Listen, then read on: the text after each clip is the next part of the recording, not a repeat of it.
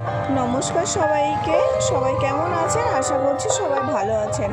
আপনাদের সামনে আজ এমন একটি প্যান্ডেল নিয়ে আসবো, প্যান্ডেলটা দেখলে না মন ভরে যাবে। আর ভিতরের প্রতিমাটাও খুবই সুন্দর।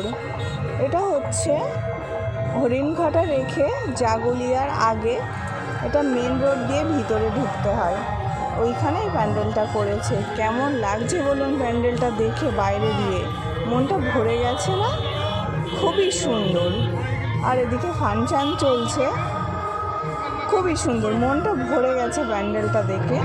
কিন্তু আমাদের ওখানের ব্যবহারটা এত ভালো লেগেছে, আপনাদের কি করে বলবো। আমরা বাচ্চা নিয়ে গেছিলাম, লাইনে দাঁড়িয়েছি সবে, ওখানকার যে সব কমিটির লোক একজন এসে আমাদের সাইড দিয়ে ভিতরে ঢুকিয়ে দিয়েছিল।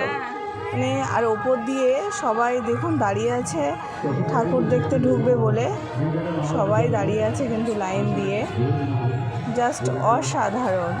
তারপরে আমরা গুটি গুটি পায়ের ভিতরে ঢুকে পড়লাম, দারুণ।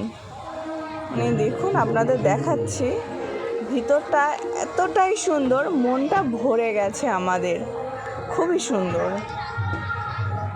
কেমন লাগছে বলুন প্যান্ডেলটা? সব কিছু কিন্তু ভিতরে কাচের তৈরি। আপনারাও আসবেন। আর প্রতিমাটা দেখুন, পুরো ইউনিক স্টাইল, দারুণ। ভিতরটাও কত সুন্দর বলুন, মনটা ভরে গেল না? খুবই সুন্দর।